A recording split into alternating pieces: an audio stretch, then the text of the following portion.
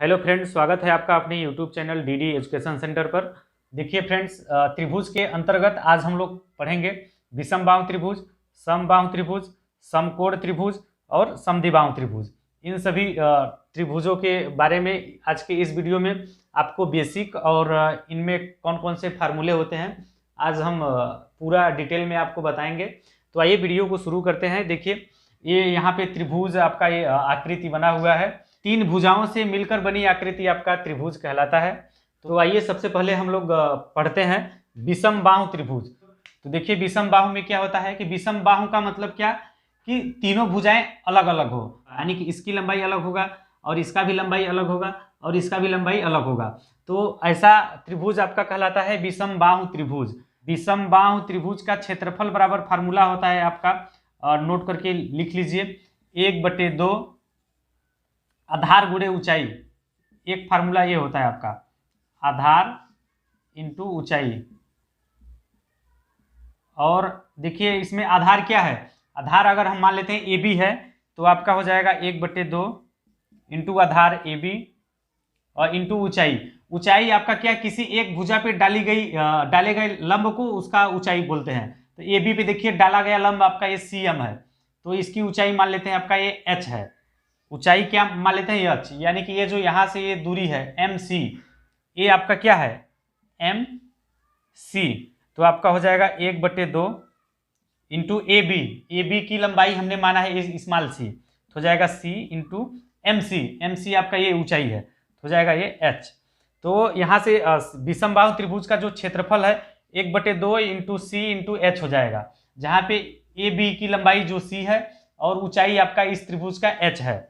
और दूसरा फार्मूला होता है कि इसका परिमाप क्या होगा, दूसरा फार्मूला आपका इसका परिमाप क्या होगा वो आपको निकालना पड़ता है। तो विषमबाहु त्रिभुज का जो परिमाप होता है, परिमाप का फार्मूला आपका हो जाएगा,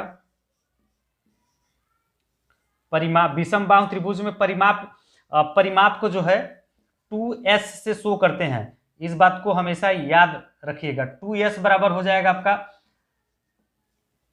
परिमाप, हमने आपको पहले भी बताया हुआ है वृत्त में कि तीनों भुजाओं को आप जोड़ दीजिए, वही त्रिभुज का परिमाप हो जाएगा। तो इस विषमबाहु त्रिभुज का परिमाप आपका क्या हो जाएगा, a + b + c, जहां पे एक ए बी सी क्या है इस त्रिभुज की भुजाएं हैं, इस त्रिभुज की भुजाएं आपका ए बी सी है। तो ये आपका विषमबाहु त्रिभुज का जो परिमाप है a + b + c हो गया। इसमें देखिए क्षेत्रफल निकालने के लिए अगर आपको सवाल में आधार और ऊंचाई अगर दिया है, अगर क्षेत्रफल पूछे तो 1/2 आधार गुणे ऊंचाई होता है फार्मूला। अगर आपको तीनों भुजाएं दिया हुआ है, केवल तीनों भुजाएं दिया हुआ है और आपसे क्षेत्रफल पूछ रहा है, तो त्रिभुज का क्षेत्रफल बराबर दूसरा फार्मूला होता है। देखिए क्षेत्रफल का एक फार्मूला और होता है, उसको आप नोट करके लिख लीजिए। क्षेत्रफल बराबर आपका होता है, विषमबाहु त्रिभुज का क्षेत्रफल बराबर फार्मूला होता है अंडर रूट एस, कोष्टक में s - a और दूसरे कोष्टक में s - b और तीसरे कोष्टक में होता है s - c। अब आपके दिमाग में आ रहा होगा कि s क्या है, तो जहां पे आपका नोट करके इसको भी लिख लीजिए, जहां आपका s बराबर देखिए परिमाप 2s बराबर होता है आपका a + b + c और s बराबर होता है आपका यहां से क्या हो जाएगा a + b + c/2। s क्या है, त्रिभुज का अर्ध परिमाप है। यहां से यश आपका क्या होगा, ये जो यश है त्रिभुज का अर्ध परिमाप कहलाएगा। कहीं कहीं लोग बहुत गलती करते हैं, परिमाप s बराबर a + b + c लिख देते हैं, लेकिन s बराबर a + b + नहीं होता, s अर्ध परिमाप है। s आपका क्या है, अर्ध परिमाप है। तो अर्ध परिमाप s बराबर होता है a + b + c/2। अगला टॉपिक है समकोण त्रिभुज। अब हम लोग क्या पढ़ेंगे, समकोण त्रिभुज, जिसका एक कोण 90 अंश हो वह त्रिभुज समकोण त्रिभुज कहलाता है। इसमें भी समकोण त्रिभुज भी आपका तीन भुजाओं से मिलकर देखिए बना हुआ है, ए बी, ये आपका बी सी और ए सी, ये तीन भुजाएं हैं।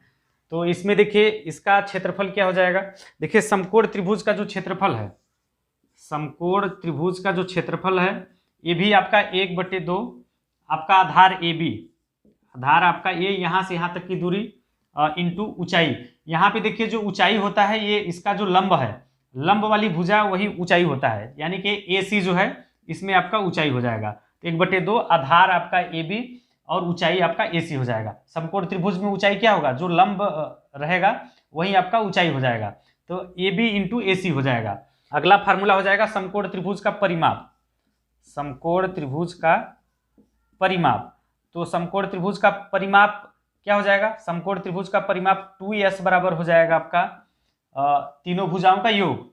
तो क्या हो जाएगा a प्लस बी प्लस सी, ये हो गया समकोण त्रिभुज का परिमाप।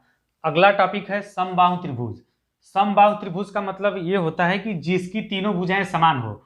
तो हम मान लेते हैं कि माना त्रिभुज की भुजाएं जो है ए है, ये भी ए होगा, क्योंकि समबाहु त्रिभुज का मतलब क्या होता है, तीनों भुजाएं जिसका समान होगा वह समबाहु त्रिभुज कहलाएगा।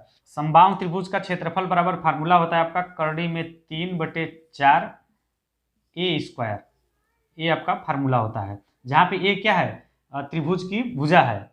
और फिर इसके बाद अगर परिमाप की बात करें, समबाहु त्रिभुज में जो परिमाप होता है, परिमाप को 2s से दिखाते हैं, 2s, परिमाप 2s बराबर होता है आपका,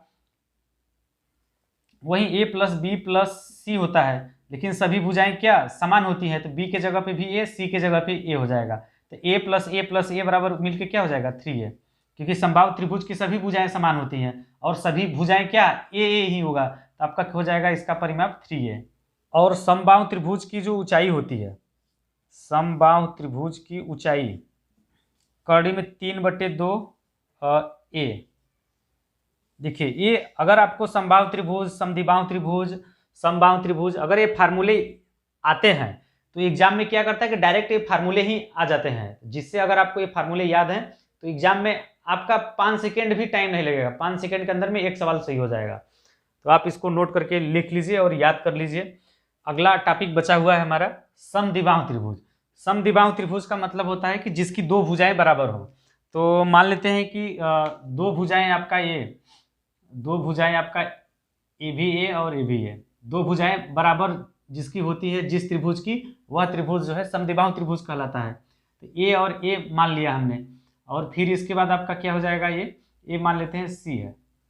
तो इसमें देखिए आपका ये हो गया, जिसकी दो भुजाएं बराबर और एक भुजा बराबर नहीं होती है तो वह समद्विबाहु कहलाता है।